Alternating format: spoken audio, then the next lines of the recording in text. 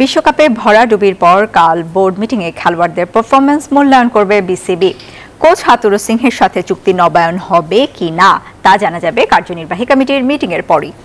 এছাড়া শেখ হাসিনা স্টেডিয়াম নির্মাণের অগ্রগতি সম্পর্কেও আলোচনা হবে বিসিবির এ সভায়।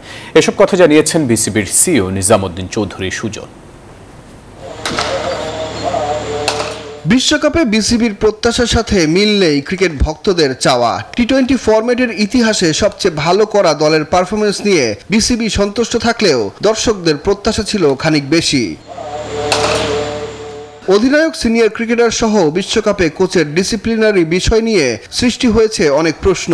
এসবের ব্যাপারে সিদ্ধান্ত নেওয়া হবে বোর্ড মিটিংয়ে। এছাড়া স্পিন কোচ মুস্তাককে রেখে দিচ্ছে বিসিবি, এমন গুঞ্জনের চূড়ান্ত সিদ্ধান্ত আসবে বোর্ড মিটিংয়ে। এদের পারফরমেন্স নিয়ে যে একটা আলোচনা হয় সেটাও একটা রুটিন ম্যাটার। এই বিষয়গুলো মূলত আলোচনায় থাকবে। যাদের সাথে চুক্তি ইতিমধ্যে নবায়ন হয়েছে সেই বিষয়গুলো হয়তো পোস্ট একটা অ্যাপ্রুভাল কিছু বিষয়ের প্রয়োজন হতে পারে, সেগুলো হয়তো আসতে পারে।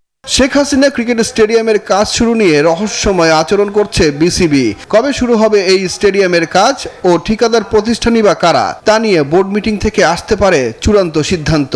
গেম ডেভেলপমেন্ট এবং আমাদের যে গ্রাউন্ড অ্যান্ড ফ্যাসিলিটি ডিপার্টমেন্টের স্ট্রাকচার নিয়ে আমাদের আলোচনা হবে। মূলত এই বিষয়গুলো আমাদের প্রাধান্য পাবে। এছাড়া অক্টোবর থেকে দেশের মাটিতে বসতে যাচ্ছে নারী টি-20 বিশ্বকাপ। বোর্ড সভায় গুরুত্ব পাবে বিশ্বকাপের উদ্বোধন সহ টুর্নামেন্টের আয়োজন নিয়ে। উইমেন্স ওয়ার্ল্ড কাপের 100 ডেজ কাউন্টডাউন ইতিমধ্যে শুরু হয়েছে, আপনি বলেছেন, ঠিকই বলেছেন। এবং এই ব্যাপারে আমাদের যে অপারেশনাল টিম এবং আইসিসির ইভেন্টস তারা রেগুলার কাজ করছেন এবং খুব সম্ভবত খুব শীঘ্রই আইসিসির একটা টিম আমাদের বাংলাদেশ সাপোর্ট করবেন। যেহেতু আপনারা জানেন যে একটা মেজর ইভেন্ট আইসিসি ইতিমধ্যে শেষ হলো, so most of them engage ওই টুর্নামেন্টে তারা ব্যস্ত ছিলেন। এখন হয়তো একটা সুবিধাজনক সময় তারা আসবেন এবং তখন এই ব্যাপারগুলো আলোচনা হবে। মঙ্গলবার বেলা 3টায় শুরু হওয়া এই বোর্ড মিটিংয়ে উপস্থিত থাকবেন বিসিবির সভাপতি ও যুব ক্রীড়া মন্ত্রী নাজমুল হাসান পাপন সহ বোর্ড পরিচালকরা।